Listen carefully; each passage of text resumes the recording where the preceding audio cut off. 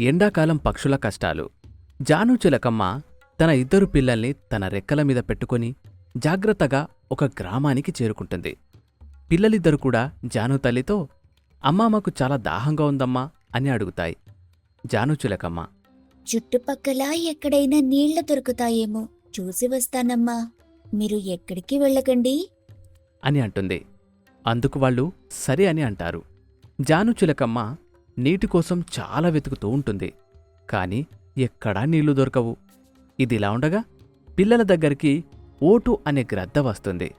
దానిని చూసి చిలకమ్మ పిల్లలు అరుస్తూ అమ్మా అమ్మా అంటూ కేకలు వేస్తారు. గ్రద్ద వాళ్లతో ఏదో మాట్లాడి అక్కడి నుంచి వాళ్ళని తీసుకొని వెళ్ళిపోతుంది. ఇంతలో చిలకమ్మ దానిని చూస్తుంది.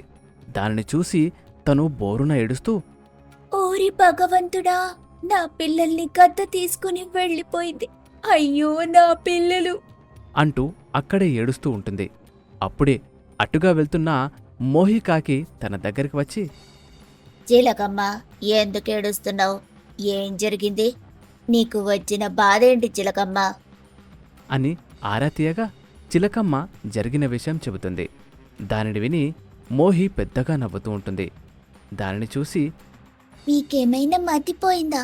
నా పిల్లల్ని గద్ద తీసుకుని వెళ్ళిపోయిందంటే మీరు నవ్వుతున్నారు. తను నా స్నేహితుడు. తన పేరు మోటు. తను చాలా మంచివాడు. ఎవరైనా కష్టంలో ఉంటే తను ఓర్వలేడు. సహాయం చేయడం కోసమే తీసుకెళ్ళుంటాడు. నువ్వేం బాధపడొద్దు. నేను అతని దగ్గరికి తీసుకొని వెళ్తాను, రా అని ధైర్యం చెప్పి మోహి జానుని తీసుకొని మోటు వద్దకు వెళ్తుంది. మోటు దగ్గర పిల్లలు నీళ్లు తాగి ఆహారం తింటూ ఉంటారు. పిల్లలు తల్లిని చూసి అమ్మా, ఈ మామయ్య చాలా మంచివాడు. మాకు నీళ్లు తినటానికి ఆహారం ఇచ్చాడు. మనం ఇక్కడే ఉందామమ్మా. ఇక్కడ చాలా బాగుంది ఇల్లు. మామయ్య చాలా మంచోడమ్మా. అంటూ ఉండగా చిలకమ్మ చాలా సంతోషపడుతూ తమ్ముడిలాగా నా దగ్గరకొచ్చి నా బిడ్డల ఆకలి తీర్చావు. నీ రుణము ఈ జన్మలో తీర్చుకోలేను తమ్ముడు. నీకు కృతజ్ఞతలు చెప్పుకోవడం తప్ప తిరిగి నేను ఏమీ చెయ్యలేను. అంటూ కంట తడి పెట్టుకుంటుంది. బాధపడద్దు. ఈ వయసులో కాలం అందరికీ అలాగే కష్టంగా ఉంటుంది. అందుకే మేము ముందుగా ఇదంతా చేసుకుంటాము. మేము నలుగురం స్నేహితులం. సారాపావురం, సోను పిచ్చుక, మోహికాకి మేమందరం కలిసే ఉంటాము. వాళ్ళందరికీ నేను సోదరుడిని. వాళ్లు కూడా నన్ను అలాగే భావించి చూస్తారు. మేమందరం కలిసి ఉంటాము. ఈరోజు నుంచి మీరు కూడా ఇక్కడే ఉండండి. పిల్లలతో సంతోషంగా ఇక్కడే ఉండవచ్చు. ఆ మాట వినగానే ఆమె చాలా సంతోషపడుతుంది. ఇంతలో సారాపావురం అక్కడికి వస్తుంది. సారా విషయం తెలుసుకుని నీలాంటి పరిస్థితి కొన్నేళ్ల క్రితం నాకు వచ్చింది. అప్పుడు కూడా ఈ మోటు మమ్మల్ని కాపాడాడు. ఇప్పుడు మీరు కూడా కాపాడబడ్డారు. ఇక్కడ మీకు ఎలాంటి భయమూ ఉండదు. నీటి కొరత, ఆహారం కొరత అస్సలుండదు. మీరు సంతోషంగా ఉండొచ్చిక్కడ అని ధైర్యం చెప్తుంది. కొంత సమయం తర్వాత సోను కూడా అక్కడికి వస్తుంది. ఇక జరిగిన విషయం తను కూడా తెలుసుకొని తనకు ధైర్యం చెబుతుంది. ఇక అందరూ కలిసి సంతోషంగా అక్కడే ఉంటారు. ఆ రోజు గడిచిపోతుంది. ఆ మరుసటి రోజు ఉదయం మిత్రులారా, మీరు ఎక్కడికి ప్రయాణమవుతున్నారో నేను మీతో పాటు వస్తాను. నేను కూడా మీతో పాటే ఆహారాన్ని సంపాదిస్తాను.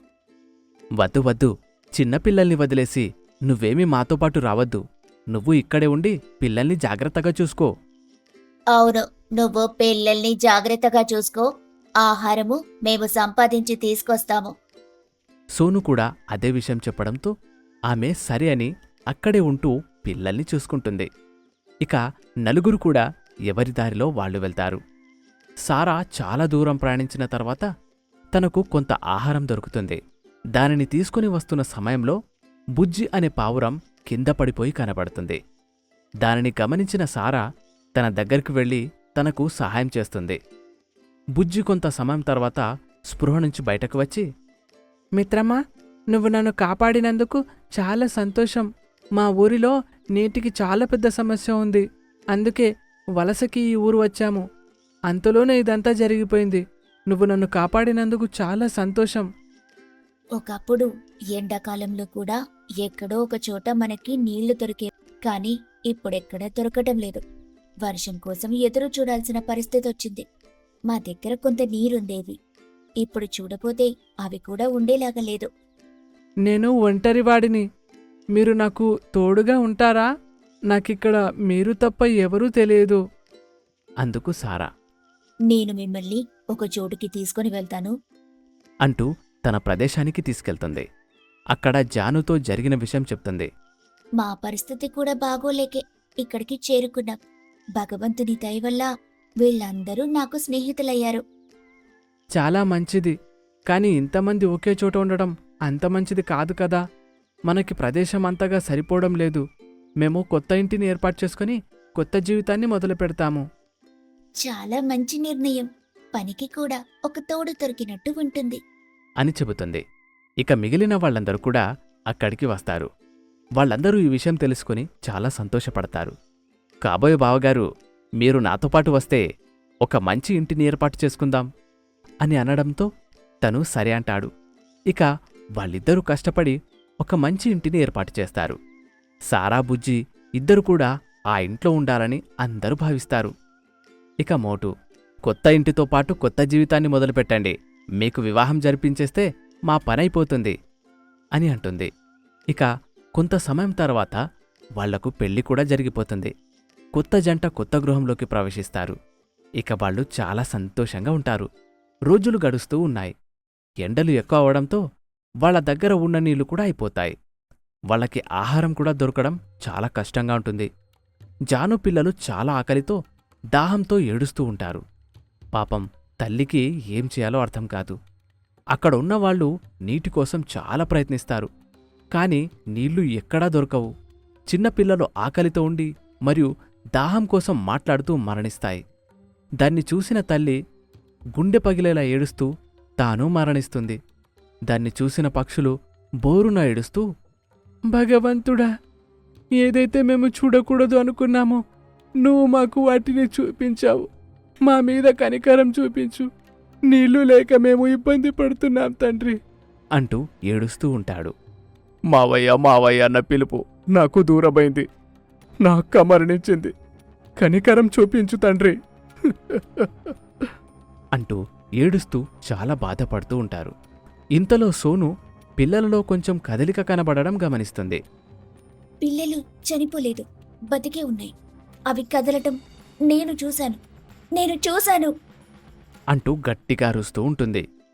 ఇంతలో జోరుగా వర్షం పడుతుంది. వెంటనే పక్షులన్నీ నీళ్ళని కొంచెం కొంచెంగా తీసుకొచ్చి ఆ పిల్లల నోటికి అందిస్తూ ఉంటాయి. 2 పక్షులు కూడా చిన్నగా పైకి లేస్తాయి. మా అక్క కూడా బ్రతికే ఉంటుంది అంటూ తనని తీసుకెళ్లి వర్షంలో నిలబెడుతుంది. తనకి కూడా చిన్నగా ప్రాణం వచ్చి ఒక్కసారిగా పైకి ఎగరడం మొదలుపెడుతుంది. ఇక దాన్ని చూసి వాళ్ళందరూ చాలా సంతోషపడతారు. చాలా ఆనందంతో వాళ్ల దగ్గరున్న వస్తువులతో నీటిని పట్టుకుంటారు. ఇక నీటి మొత్తాన్ని పట్టుకుని వాళ్ళింట్లో పెట్టుకుంటారు. నిజంగా దేవుడు మనకి సహాయం చేశాడు. ఎవరి ప్రాణం పోకుండా సహాయం చేశాడు. చాలా సంతోషం. చనిపోయారనుకున్న వాళ్ళని మళ్ళీ తిరిగి బ్రతికించాడు. చాలా సంతోషం అంటూ సంబరపడతాయి. మళ్ళీ ఎప్పుడు వర్షం పడుతుందో తెలీదు. మనం ఒక పని చేద్దాం. మనం మరికొన్ని ఇళ్లను ఏర్పాటు చేసుకొని అందులో నీటిని కూడా నింపుకుందాం అని అంటుంది. మంచి ఆలోచన. మనం వెంటనే ఒక పెద్ద ఇంటిని ఏర్పాటు చేసుకుందాం. అందులో చాలా నీళ్లు, చాలా ఆహారం ఉండేలాగా చూసుకుందాం అని అంటుంది. ఇక అనుకున్న విధంగానే మగపక్షులు 2 కలిసి పెద్ద ఇంటిని ఏర్పాటు చేస్తాయి. ఆడపక్షులన్నీ కూడా వర్షపు నీటిని సేకరిస్తూ ఆ ఇంటిని నీళ్లు మరియు ఆహారంతో నింపేస్తాయి. అలా వాళ్ళు చాలా కష్టపడి వాళ్లకు కావలసినవి అన్నీ ఏర్పాటు చేసుకుంటారు. 2 రోజులు కుండపోత వర్షం పడ్డంతో అక్కడ ఉన్న చిన్న చిన్న కాలువలు కూడా నిండిపోతాయి. వాటిని చూసి వాళ్ళు చాలా సంతోషపడతారు. ఇంకా మనకి ఎలాంటి సమస్య లేదు. మనం నీటిని పొదుపు చేసుకున్నాము, అలాగే ఆహారం కూడా పొదుపు చేసుకున్నాము. పైగా బాగా వర్షం పడ్డంతో కాలువలు కూడా నిండిపోయాయి. ఇక మనకి ఎలాంటి దిగులు ఉండదు, సంతోషంగా ఉండవచ్చు అని అనుకుంటారు. ఇక వాళ్ళు కూడా చాలా సంతోషపడతారు. ఆ విధంగా పక్షులు నీటిని జాగ్రత్తగా పొదుపు చేసుకుని కాలాన్ని గడుపుతూ ఉంటాయి. అప్పుడప్పుడు దేవుడు వాళ్ల మీద కనికరం చూపించి వర్షం కురిపించడంతో వాళ్లకి నీటి సమస్య లేకుండా సంతోషంగా ఉంటాయి. ఇలాంటి వీడియోల కోసం మన ఛానల్ని సబ్స్క్రైబ్ చేయండి, లైక్ చేయండి, షేర్ చేయండి.